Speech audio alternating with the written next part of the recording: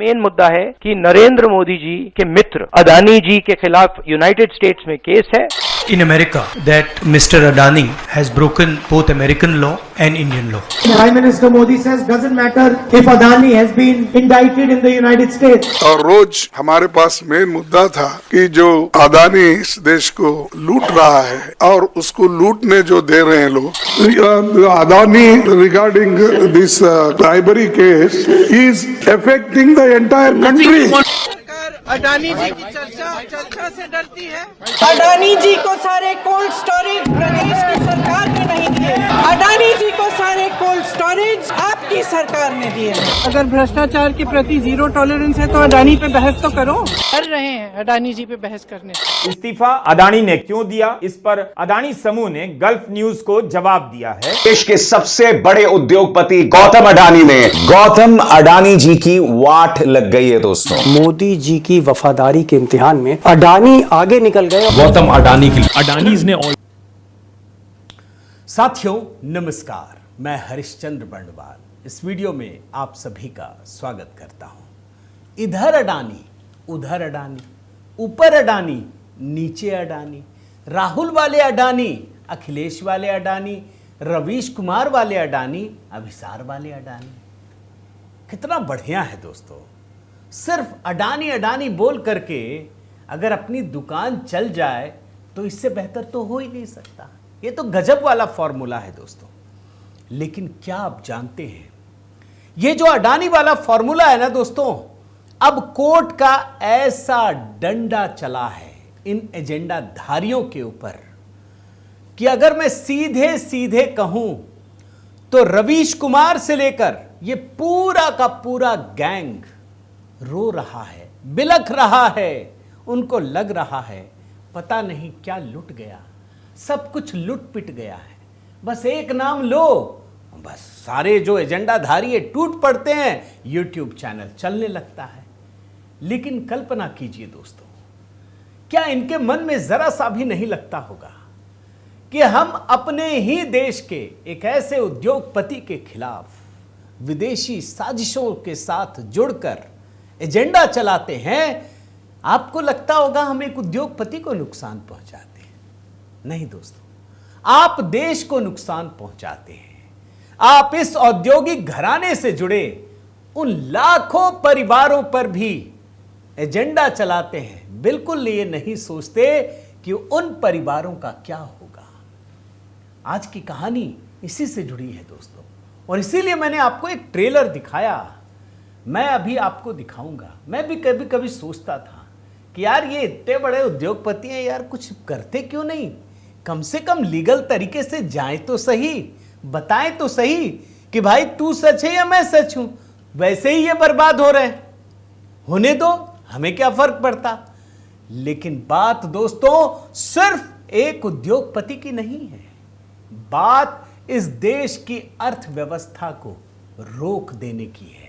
और इसीलिए जो काम हिंडनबर्ग अमेरिका में बैठकर कर रहा था, भारत के भीतर एक नया हिंडनबर्ग तैयार करने की कोशिश हो रही थी, साजिश रची जा रही थी. आज के वीडियो में इसी को डिकोड करने जा रहा हूं.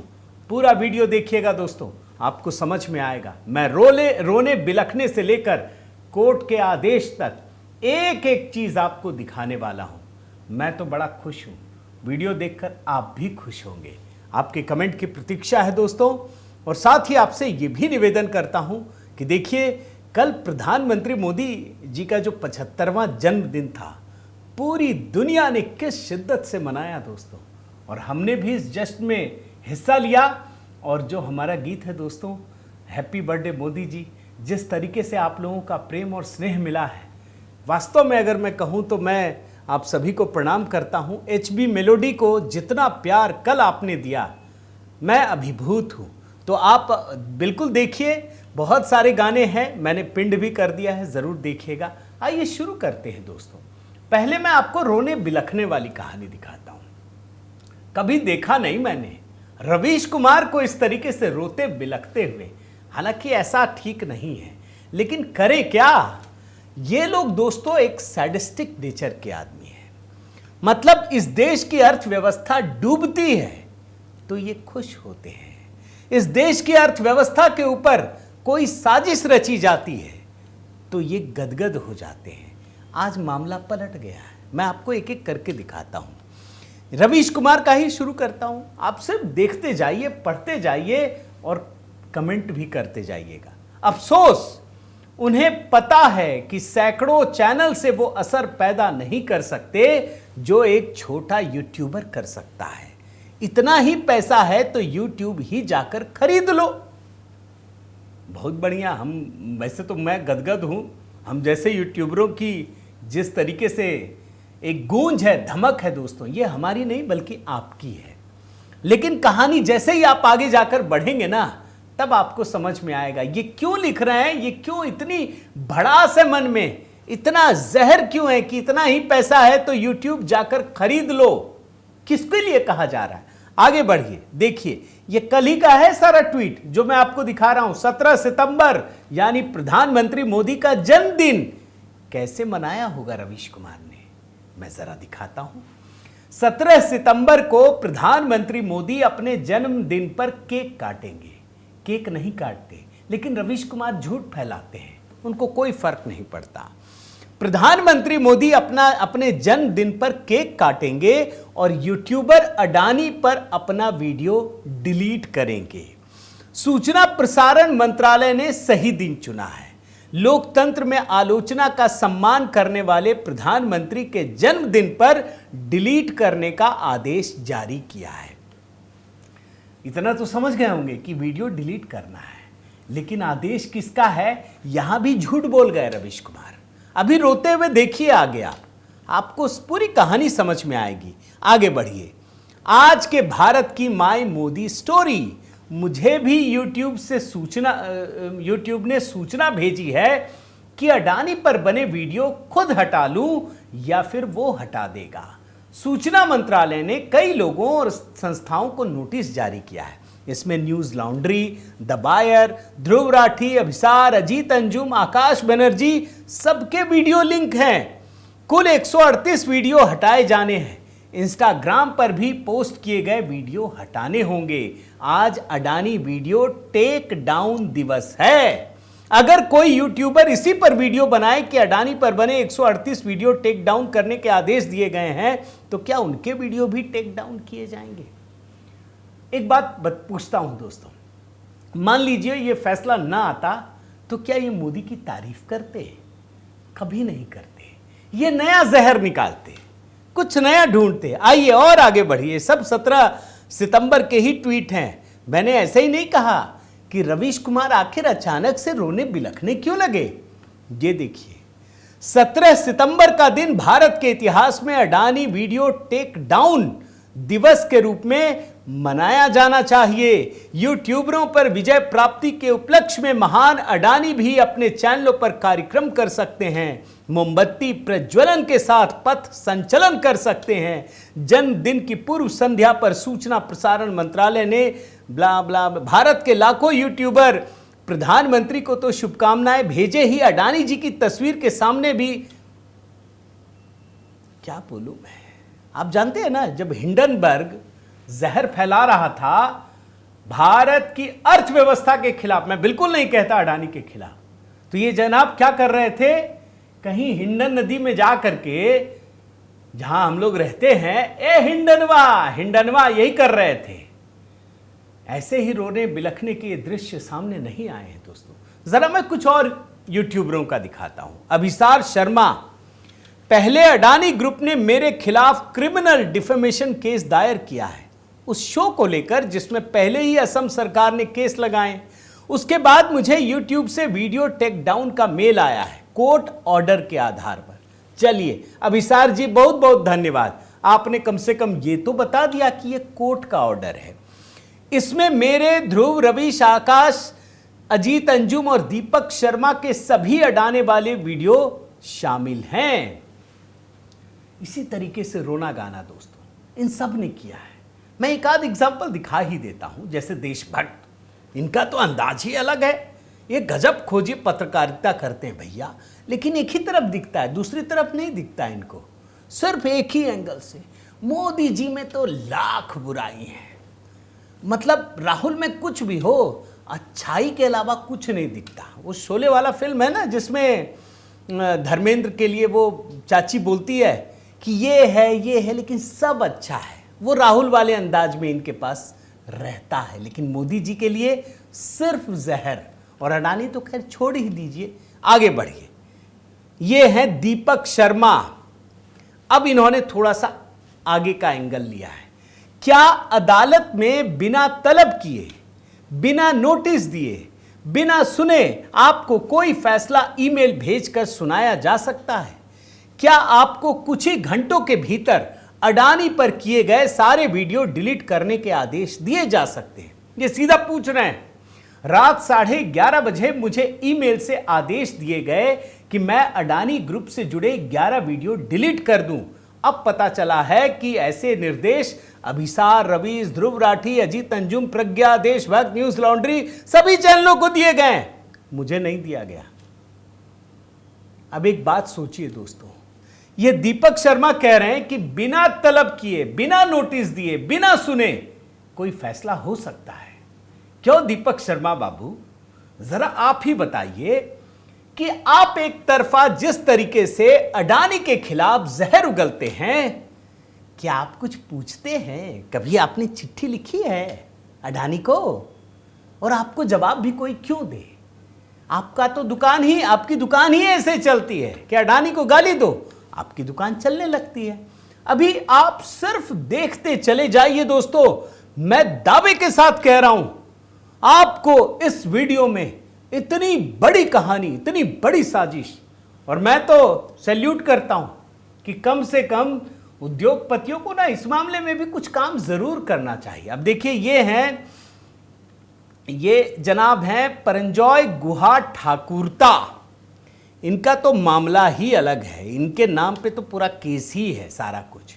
इन्होंने भी पूरा रोना धोना किया है कि मेरे खिलाफ यहाँ भी केस है, मेरे खिलाफ वहाँ भी केस है, मेरे साथ ये भी हो रहा है, मेरे साथ वो भी हो रहा है। अब ये रोना धोना क्यों? आखिर ऐसी कौन सी वजह है कि ये सारे यूट्यूबर मिमिया रहे हैं, रो रहे हैं, बिलख रहे हैं? कहीं तो कुछ बात होगी ना। अब मैं आपको वो बात दिखाता हूं, आप देखिए।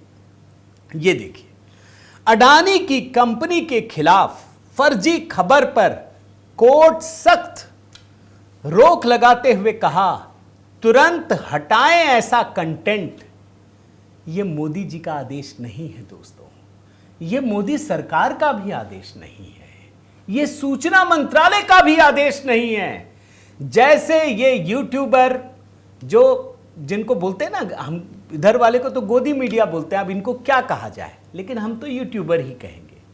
जैसे बिना सिर पैर के ये किसी भी उद्योगपति पर आरोप लगा देते हैं, उन्हीं वीडियो को लेकर के कोर्ट ने बड़ी सख्ती दिखाई है। और कोर्ट को यह पता चला है जांच में कि वास्तव में इन लोगों ने गलत काम किया है, और इसीलिए कोर्ट ने यह आदेश दिया कि तुरंत हटाएं ऐसा कंटेंट।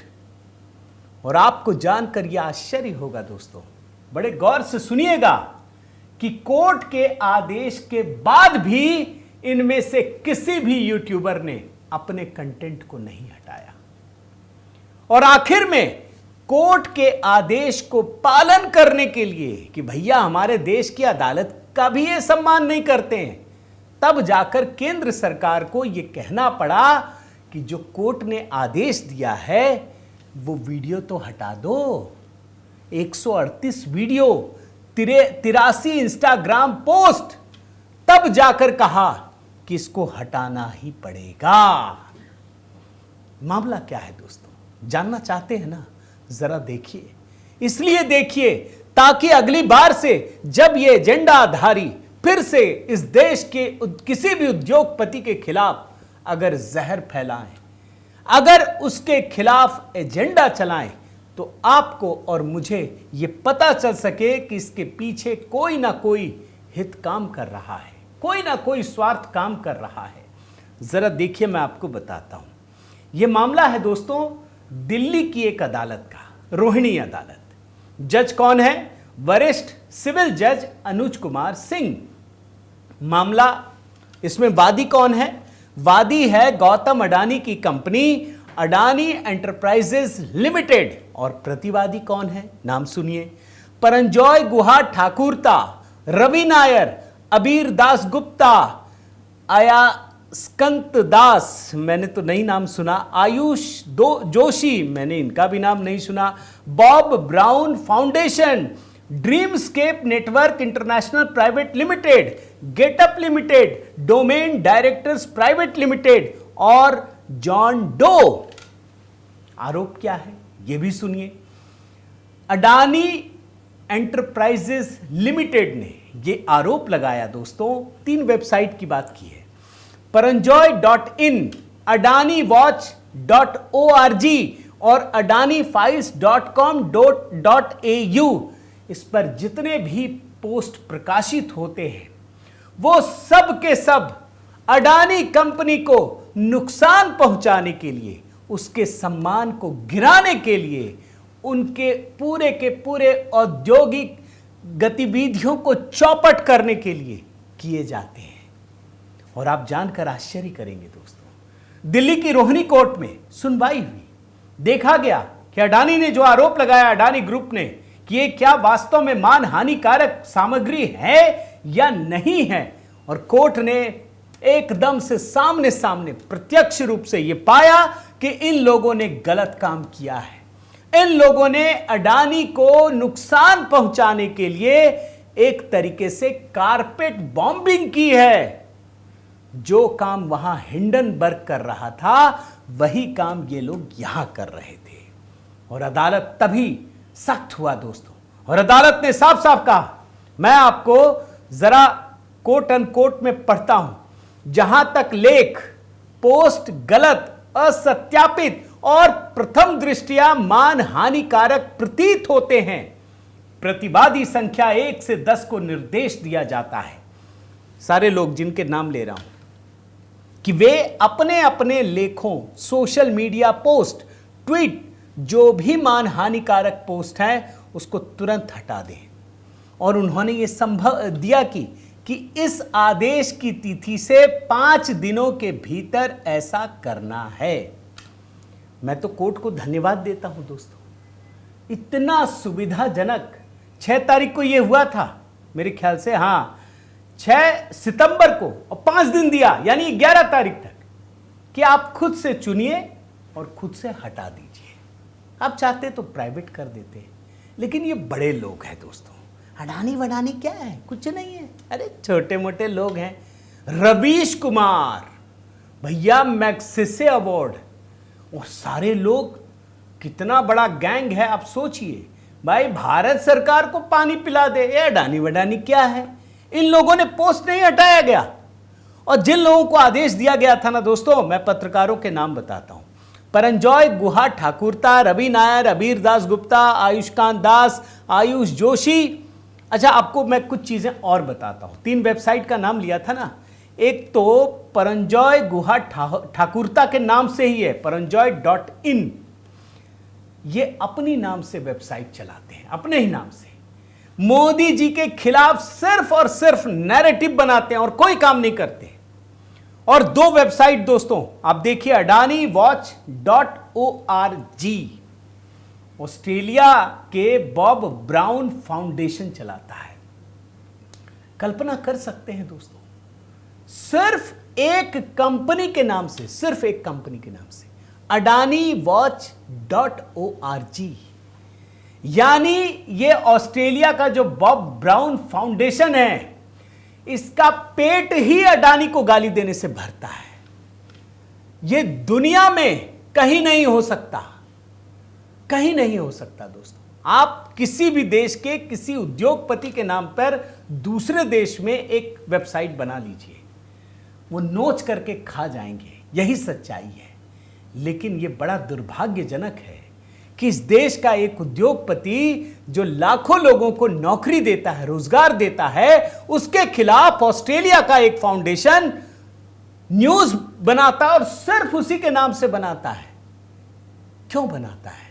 आप जानते हैं ना, ऑस्ट्रेलिया में भी इन्हें कुछ काम मिला था, तो ये सारे के सारे संगठन एकजुट हो गए और काम करना शुरू कर दिया।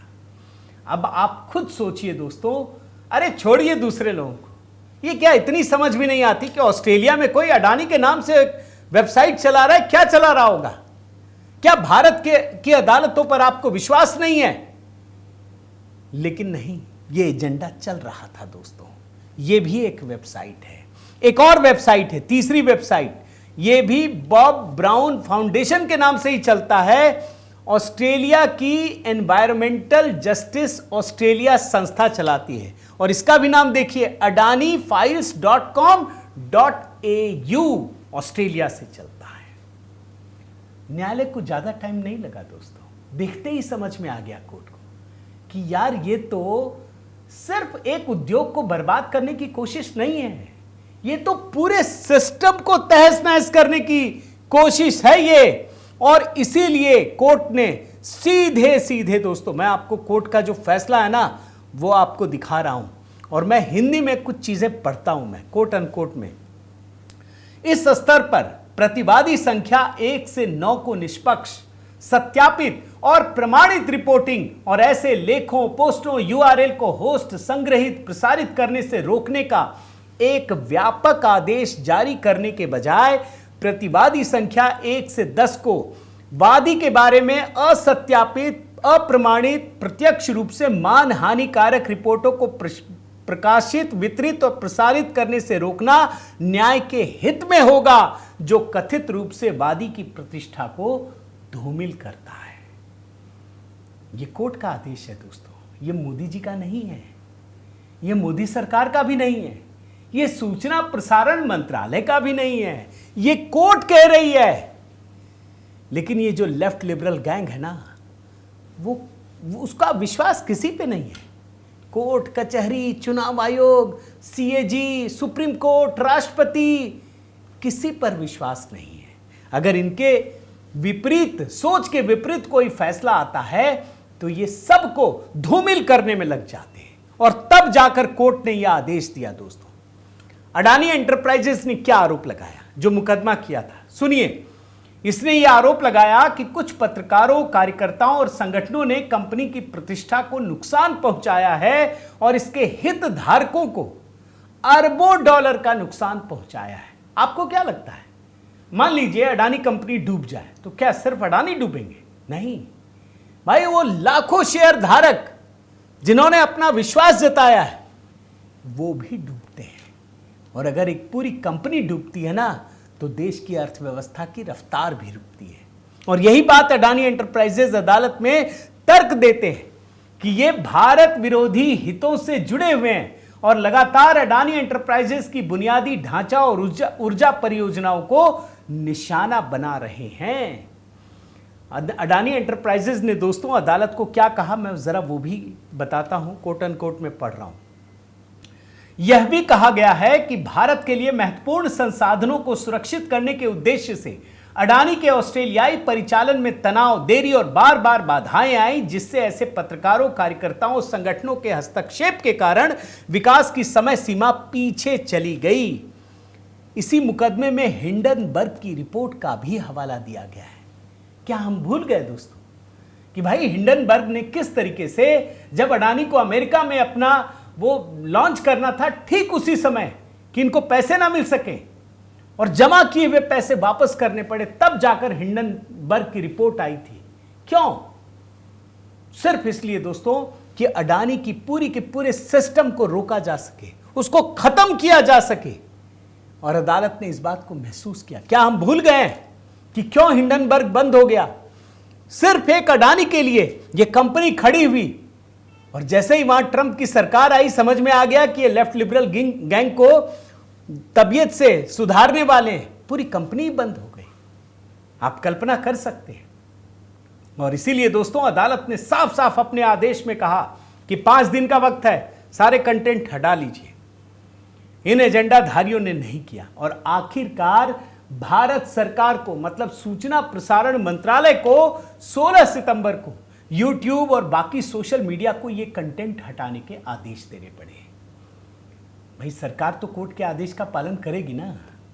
आप याद कीजिए, अब कोर्ट कुछ भी आदेश दे, उसने कहा नहीं भाई, जो आपने चुनावी बॉन्ड किया है उसको सार्वजनिक कीजिए, करना पड़ा। सरकार कुछ नहीं करती, सरकार कोर्ट के आदेश का पालन करती ही करती है। मैं आपको वो आदेश दिखाता हूं, देखिए ये है आदेश की कॉपी, मैं सब दिखा रहा हूं आपको। अब जानते हैं क्या हुआ इस मामले में? फिर से जो परंजॉय गुहा ठाकुरता है वो फिर अदालत पहुंच गए, बोले सुनिए कुछ तो हमारी बात सुनिए। कोर्ट ने कहा भाई कल सुनेंगे। जानते हैं क्या कहने? नहीं नहीं तुरंत सुनिए। 5 दिन तक आदेश का पालन नहीं किया। जब सरकार ने बाद में यह आदेश दिया तो ये कहने लगे तुरंत सुनिए। कोर्ट को कहना पड़ा कि एक दिन और रुक जाओगे तो कुछ हो जाएगा क्या, व्हाट विल हैपन। तो दोस्तों मैं सिर्फ और सिर्फ ये कह रहा हूं कि इन लोगों ने जिस तरीके से इतना एजेंडा चलाया, ये पहली बार ऐसा है कि कोर्ट का डंडा इन लोगों पर पड़ा है और इन सब के सारे वीडियो को हटाने के आदेश दिए गए हैं। लेकिन इनके गुनाहों की लिस्ट बड़ी लंबी है और अब देखिए एक एक करके तमाम कोर्ट से इनके खिलाफ सारे मुकदमे सामने आ रहे हैं। जैसे मैं आपको एग्जाम्पल के तौर पर बताता हूं, गांधीनगर की एक अदालत से जो पत्रकार हैं विशाल शर्मा और ब्लॉगर राजू पारुलेकर, उनके खिलाफ भी केस चल रहा। उन लोगों को बुलाया गया है और यह भी मानहानि की शिकायतें हैं कि झूठी और अपमानजनक सामग्री प्रकाशित करते हैं ताकि अडानी समूह की प्रतिष्ठा को नुकसान पहुंचे। और ये जो दोनों नाम लिया ना, विशाल शर्मा और राजू पारुलेकर, इनके खिलाफ किन धाराओं में मामला दर्ज है सुनिए। इन दोनों के खिलाफ भारतीय न्याय संहिता 2023 की धारा 356(1), 356(2) और 356(3) के तहत मामला दर्ज कराया गया है। और मैं तो जब ये रिसर्च कर रहा था ना तो मुझे तो बड़ी लंबी लिस्ट मिली। एक और मिल गया, ये असम में देखिए, हालांकि इसके बारे में बता चुका हूं। यूट्यूबर पत्रकार अभिसार शर्मा के खिलाफ असम में एफआईआर दर्ज, राजद्रोह की भी धारा लगी। आप कल्पना कीजिए दोस्तों, ये जो लोग कहते हैं ना हम बहुत छोटे छोटे यूट्यूबर हैं, ये लोगों की सहानुभूति के लिए लेते हैं, ये बहुत बड़े आदमी हैं। जब एनडीटीवी में ये लोग काम करते होंगे ना, उससे आज 10 गुना ज्यादा कमाई करते हैं। उसमें कोई बुराई नहीं है, कमाई तो करनी चाहिए भाई, करिए ना भाई। कोई उद्योगपति पैसे कमाता है तो उसमें क्या बुराई है अगर लीगल तरीके से कमाया जाए। लेकिन ये लोग सिर्फ अपने देश के हितों के खिलाफ, अपने ही देश के उद्योगपतियों के खिलाफ सिर्फ एजेंडा चलाते हैं। इन लोगों को भी समझ में आ गया है कि जो राहुल गांधी कह रहे बस वही धपली बजाते चले जाओ। राहुल गांधी तो जानते हैं कि मोदी को हराया नहीं जा सकता, वो लोगों के दिलों में बस गए हैं। इसीलिए वो सोच रहे हैं कि कुछ तो होगा, कभी तो होगा कि मोदी से लोग उब जाएंगे, फिर हमको चुनेंगे ही, और तो कोई होगा नहीं। मोदी जी उबने नहीं देते हैं, वो तो अभी भी 75 साल की उम्र में भी काम कर रहे हैं।